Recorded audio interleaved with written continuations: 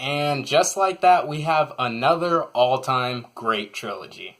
War of the Planet of the Apes is directed by Matt Reeves, and it picks up where the first film left off, where we see Caesar, once again mocap by Andy Serkis, who's leading his sentient tribe of apes past the border and into this new land. So basically, the apes are being hunted down as humans.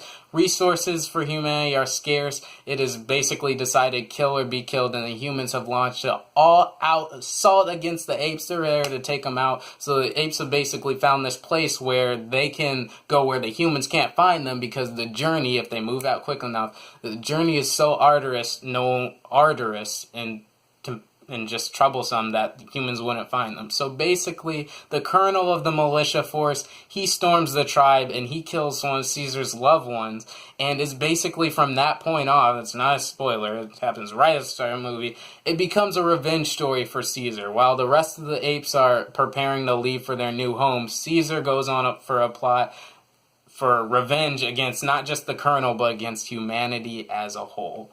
Starting out, what I loved about this movie is its character development. You see that Caesar is not the same leader that he was in the last two movies. He's changed, he's developed. And the visuals complement that perfectly. His face has changed, he's got more gray hairs, he's gotten older, he's gotten wiser, and the visual is not just for Caesar, but for all the other apes. This movie is motion captured so well. In the first Planet of the Apes movie, there were several times where I was like, okay, the CGI and the mocap for the apes are great, but I could tell there, and there, that's clearly animated, and it kind of took me out of it. Not in this movie.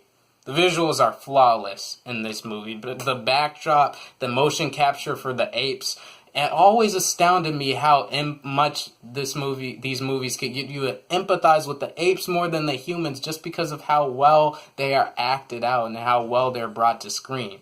The character development for Caesar, you can really tell, back to him for a second, you can really tell that he's changed and evolved just as an ape and a leader. You can tell that he's been haunted and he regrets some of the decisions he's made, and so it was great. One of the things I love in a trilogy, the main character cannot start off the same. He has to change and he has to develop, which he clearly does here. Another thing that's phenomenal in this movie is the performances. Once again, hats off to Andy Serkis as Caesar. He brings this character to life so well. A lot of the Caesar is still developed. He's at his peak right now in this movie. He is at his peak. He's as smart as he can be. Andy Serkis's acting chops were really tested a lot more in this movie because Caesar is a lot more vocal than he is in the other movies. He speaks a lot more. He has a lot of dialogue, not just silence and sign language, but he has a lot of spoken lines in this movie that could have posed a problem if Andy Serkis wasn't a great actor on his own, but he kills it as Caesar. I also love the supporting cast of apes, like Maurice, the orange orangutan, who's like his right-hand man. Some really great emotional dialogue between those two. And Woody Harrelson is the next stellar performance in this movie as the colonel. That's right, Haymitch himself is the colonel who's leading this militia force against the apes in this war, and he was a really interesting character. Every time on screen, I didn't know what was going to happen. He was pretty unpredictable, and they actually had a scene that just crescendoed so well, where you get to know a little more of his backstory, and you see that he doesn't view this war as black and white as Gary Oldman's character did in the last movie. Like, they're animals. They have to die. We're humans. We have to take over. Kill or be killed. The law of the jungle. His character had more depth than that. And it was so great in this one scene in particular I'm not going to get into, but it was so great to see their ideologies of human and ape clash with him and Caesar. I loved it. The performances, the character development.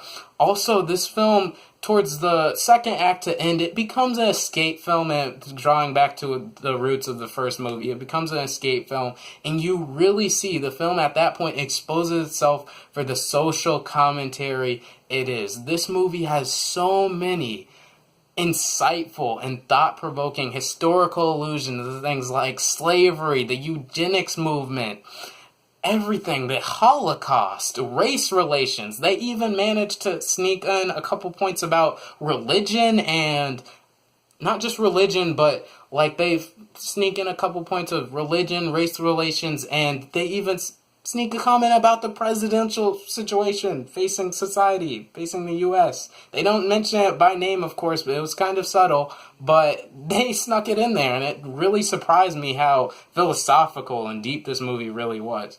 Besides that, I cannot end the review without talking about the music. The score, once again composed by my second favorite composer, Michael Giacchino.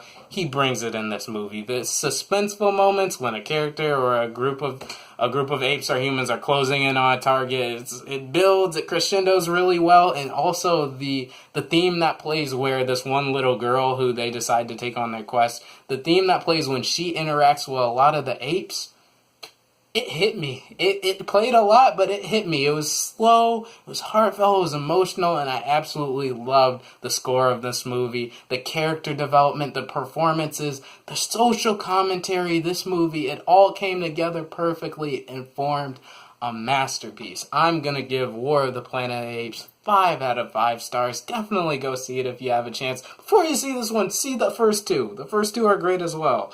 See the first two, but this is definitely the best of the best.